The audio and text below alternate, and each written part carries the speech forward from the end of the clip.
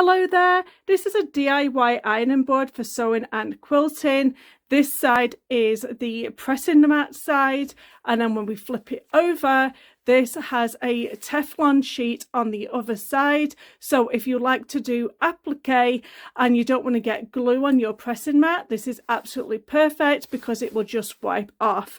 This is a Teflon sheet that is actually for cooking, and you can actually use them for sewing. So have a look in your cooking sections and find these Teflon sheets for quite cheap. Let me show you how to make this DIY ironing board for sewing and quilting. Let's go through all the things we're going to need for doing our DIY ironing board for sewing and quilting. I use one of these ceiling tiles. I'm not quite sure what they're actually made out of, but this is the base that I will be using. I will also be using some quilters batting for my DIY ironing board, some nice pretty fabric. I will be using pins because I find it easier to remove my old fabric because it gets grubby in the end. Please keep this away from small animals and children. Another thing that I like to do on the back of my DIY ironing board for sewing and quilting is to put a sheet of Teflon on the back, and this is so I can do my applique work on the back and no glue gets stuck to the Teflon.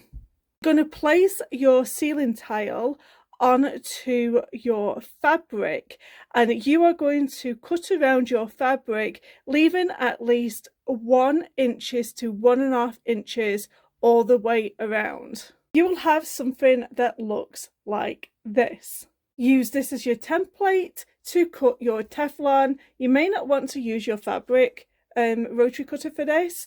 Use a pair of scissors that you don't use for fabric, or a rotary cutter that you don't use for fabric.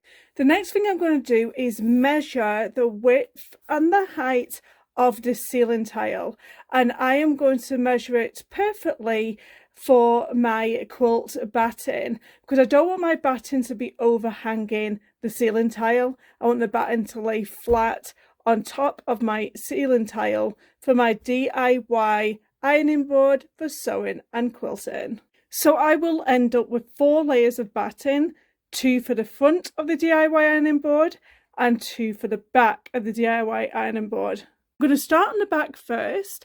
I've layered my 2 pieces of quilters batting onto my DIY ironing board, and then I'm going to take my Teflon piece of paper like so. And then what I'm going to do is I'm going to fold it around the board, and I'm just going to pin it into place. And if I have to cut off any of this excess, I will end up cutting it off. And I probably will end up trimming it. It seems to be a little bit too big. So I'm just going to trim a little bit of this off here. You kind of want about 3/4 of an inch. It's just enough just to fold it over. That's all we're doing. So I'm securing my Teflon sheet with these pins, and just make sure that the pins are going straight down and you're not coming up as an angle, so these pins end up pointing up and coming through here. Make sure that they're going straight down through into this ceiling tile. Now when you've done one side of your DIY ironing board, pull this taunt and then flip it over, and then start to pin the other side, and make sure that the pins are going straight through the center. And like I said, just keep this away from children and small animals. I like to do it this way so I can easily change the cover because it gets a little bit dirty after a while and it's easy to change. Now I don't like to put too many pins on it at this point because I know I'm going to be flipping it around and working on this other side. So we're going to do the same thing on our DIY ironing board for sewing and quilting. On this side is what we did on the other side. So I'm going to put my batting down, my 2 layers of batting, and then you're going to take your section of fabric and place it over the top. Try and get it equally lined up. And then what the overhang is going to do is going to create the ability to hide the raw edge. So you're going to fold it over and then fold it over again. And then you should be able just to pin it along there like so.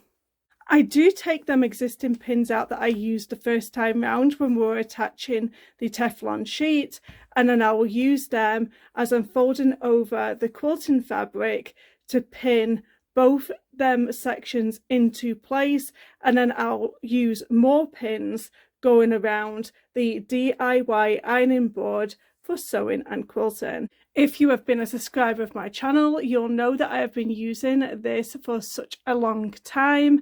Don't forget to subscribe to my channel. Hey, if you're not subscribed, you have hundreds and hundreds of tutorials.